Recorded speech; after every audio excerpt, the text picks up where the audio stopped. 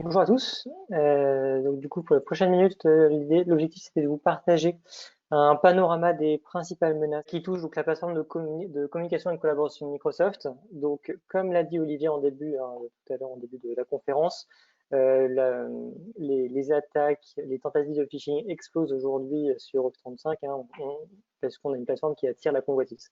En fait, pourquoi la plateforme attire autant de convoitises? Tout simplement parce que c'est la plateforme de communication et de collaboration qui est la plus répandue dans le monde et principalement en Europe. Et par conséquent, on y retrouve la plupart des données sensibles des entreprises. Et on a notamment jusqu'à plus de 50% des données sensibles des entreprises qui peuvent se retrouver sur cette plateforme. Ensuite, c'est quand même important d'avoir en tête que Office 35, c'est une des premières plateformes à avoir l'ensemble des identités de l'ensemble des personnes d'une organisation. Et du coup, en compromettant cette plateforme, on peut compromettre l'intégralité de l'organisation, ce qui n'était pas forcément possible avec d'autres solutions. Concrètement, derrière ces attaques, on va retrouver aujourd'hui trois principales motivations pour un attaquant. On va retrouver effectivement des gains financiers directs, qui va être gains que l'on va retrouver, en fait, motivation que l'on va retrouver dans la plupart des attaques. Et avec du coup des tentatives comme la fraude au président par exemple. On va retrouver du vol de données, qui va être une deuxième motivation pour un attaquant, et une troisième motivation qui est souvent laissée de côté, qui va être en fait tout simplement de récupérer des authentifiants, ou en fait tout simplement de récupérer des moyens d'accès dans le système d'information qui est exposé via la plateforme Office 35 pour aller rebondir sur d'autres systèmes en utilisant par exemple ces authentifiants pour se connecter sur d'autres systèmes qui sont moins sécurisés. Voilà. Et donc, comme Olivier l'a dit, aujourd'hui, en fait, ces menaces explosent. Office 35, Microsoft est la solution la plus ciblée par les tentatives de phishing, même devant tous les services financiers. Et pour la petite anecdote, notre CERT côté Wavestone a dû intervenir une dizaine de fois cette année sur ce type de solution, ce qui n'avait pas été le cas dans les années précédentes. Donc, voilà, on voit vraiment une évolution de cette menace. Donc aujourd'hui, en fait, si on se concentre sur la menace, en fait, le premier constat que l'on peut se faire est que globalement, les attaques qui visent Office 35 en tant que telles, elles ne sont pas révolutionnaires. Elles reprennent des schémas, on va dire, classiques qu'on avait on-prem, et elles vont se décliner et s'adapter au contexte cloud. Voilà. Et en fait, c'est pas parce que c'est pas révolutionnaire, c'est pas parce que on est toujours dans une plateforme de communication, collaboration comme ce qu'on avait avant, même si on a de nouveaux usages, que ça vaut pas le coup de se poser les questions de comment un attaquant pourrait s'y prendre pour compromettre la plateforme. Et ça vaut vraiment le coup, au contraire, de se poser ces questions et de voir comment un attaquant peut rentrer et comment un attaquant pourrait du coup compromettre la plateforme. Donc, si on prend le prisme du framework Mitre, on peut retrouver, on va dire, si on simplifie les choses, 4 étapes qui vont être principalement utilisées par un attaquant. Première phase de reconnaissance qui va être de récupérer un maximum d'informations sur l'architecture du tenant, que ce soit la messagerie ou l'identité, pour préparer ces futures attaques. Ensuite, ça va être de récupérer une base d'identité, une base d'adresse mail pour préparer en fait des tentatives de phishing pour rentrer sur tenant. En fait, ça c'est assez facile d'utiliser aujourd'hui des protocoles natifs de la plateforme qui exposent volontairement ou non le fait qu'un utilisateur existe dans la plateforme. Donc voilà, ça c'est des tentatives qui sont utilisées pour faire de la reconnaissance. Après, je vais y revenir un peu plus en détail après. Donc il y a une deuxième phase qui est la phase d'intrusion dans la plateforme. Là, dans la grande majorité des cas, on a une attaque qui commence par un mail et qui va viser l'identité d'un utilisateur. Ensuite, une fois qu'on est dedans, l'objectif c'est de rentrer. Une fois qu'on est rentré, l'objectif c'est de rester persistant et de compromettre le bon compte qui va dedans. Donc ça, j'y reviendrai juste après. Et enfin, pour arriver en fait sur l'objectif, à savoir donc le vol de données, la compromission, tout ce que j'ai présenté juste avant. Aujourd'hui, les tentatives d'intrusion ciblent principalement les identités. Donc l'identité aujourd'hui, quand on parle d'une plateforme SaaS comme Office 35, l'identité est au cœur du sujet, au cœur de la sécurité. Et ce n'est pas pour rien qu'on parle aujourd'hui de tout ce qui va être zéro trust. Donc aujourd'hui, on va avoir trois, on va dire, familles trois typologies d'attaques. En fait, les attaques vont viser trois typologies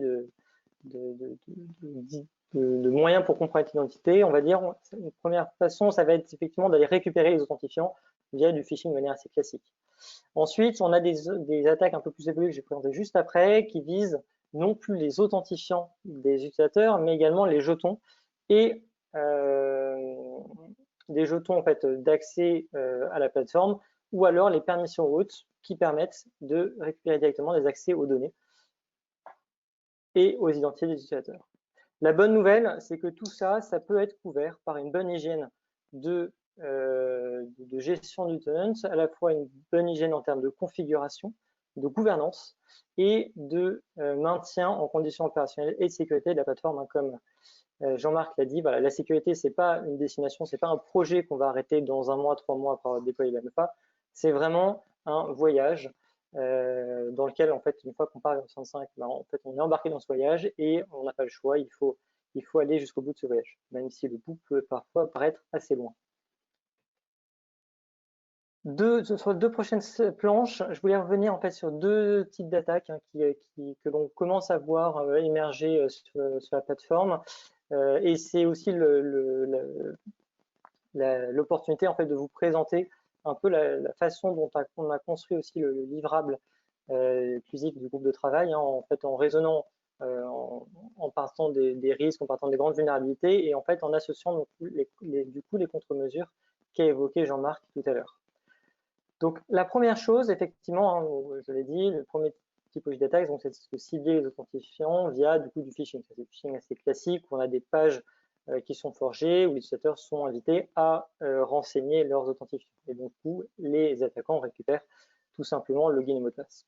Réponse évidente, mettre en place l'authentification multifacteur qui aujourd'hui n'est plus une option, c'est une obligation si on veut s'assurer d'avoir un niveau de sécurité minimal sur la plateforme. Sauf qu'aujourd'hui, on va dire mettre en place du MFA, ce n'est pas suffisant. On a eu récemment des exemples de chercheurs et d'attaquants qui ont commencé à mettre en place des stratégies pour contourner cette authentification multifacteur. Sans rentrer dans le détail, on a vu depuis 2018 des attaques type Man in the Middle qui récupèrent en fait les jetons d'authentifiant et de rafraîchissement, donc access token, refresh token en anglais, pour pouvoir les réutiliser par la suite.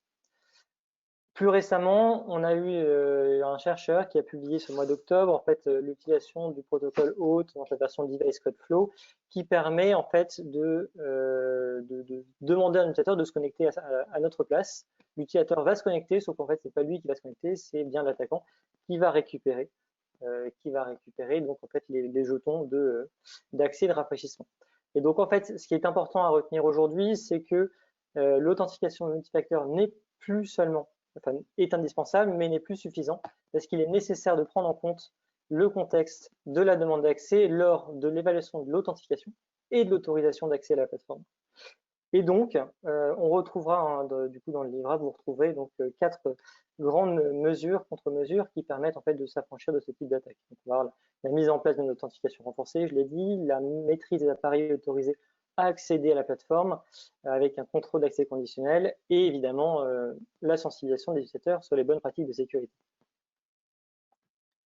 Ensuite, deuxième typologie d'attaque sur lesquelles je voulais revenir, donc c'est les attaques qui visent les permissions hautes. C'est vraiment Olivier côté Proofpoint pourra témoigner parce qu'ils ont une publication de leur côté sur ce sujet. Donc, beaucoup de tentatives hein, cette année en 2020. C'est une nouvelle on va dire, moyen de faire du phishing aujourd'hui qui est apparu en 2020, même si c'est quelque chose qui est connu sur lequel on sensibilise depuis 2015-2016. Voilà. Donc, OAuth, pour ceux qui ne connaissent pas, c'est un framework permettant d'autoriser des applications tierces à effectuer des actions au nom d'un utilisateur. C'est une version assez simplifiée de la définition, mais ça permet de se rendre compte que concrètement, par défaut, un utilisateur a la possibilité de déléguer et de donner des permissions à une application tierce pour effectuer des actions en son nom. Donc, par défaut, il a la possibilité de consentir à des permissions considérées par Microsoft comme non sensibles, comme donner accès à certains documents, donner accès à ses mails, évidemment auquel il a accès. Et cette notion de sensibilité est effectivement relative parce que pour une organisation, ce type de permission peut effectivement être déjà très sensible. Par exemple, hein, on a eu des exemples d'attaques où en fait un utilisateur avait délégué à une application tierce sans faire exprès la possibilité de synchroniser tout son OneDrive avec son Google Drive, la possibilité pour un attaquant de lire tout l'annuaire. Voilà.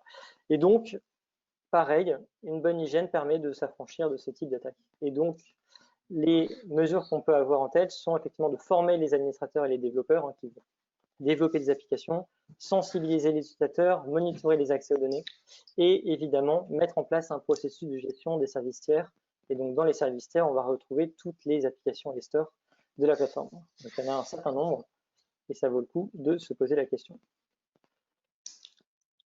Enfin, et je vais finir là-dessus, une fois qu'un attaquant est rentré, quel que soit le moyen, une fois qu'il a réussi à compromettre une identité, la première chose qu'il va vouloir faire, c'est rester dans le tenant et du coup faire des mouvements latéraux pour aller compromettre des comptes qui sont intéressants. Parce qu'évidemment, s'il compromet mon compte, s'il compromet un de vos comptes, ce ne sera pas forcément un compte intéressant, soit parce qu'il n'a pas de droit, soit parce qu'il n'a pas suffisamment accès à des données sensibles. Et donc, on va avoir des mouvements latéraux et de la persistance pour s'assurer de rester dans le tenant. Et là, pareil, les attaquants, ils vont faire quoi? Ils vont s'appuyer tout simplement sur des défauts de durcissement, des défauts de configuration et des manques de gouvernance.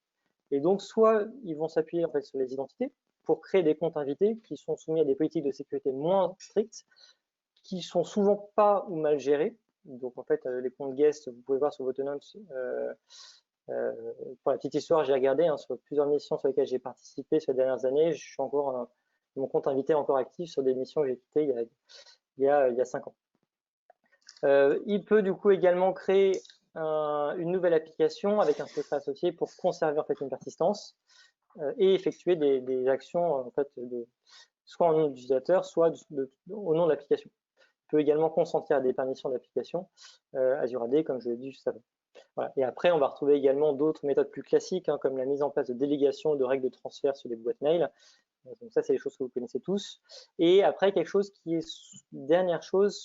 souvent sous-estimée, c'est Power Automate, qui est un outil de productivité assez extraordinaire en termes d'automatisation. Par contre, pour un attaquant, s'il arrive à prendre la main sur le compte utilisateur, il peut mettre en place des workflows pour en fait automatiser des tâches, synchroniser, récupérer un document et le mettre sur une plateforme, de transférer un mail automatiquement, voilà, et faire plein de choses. Et donc, ça vaut le coup, encore une fois, de se poser la question sur qu'est-ce que j'autorise, qu'est-ce que je n'autorise pas sur tous mes services.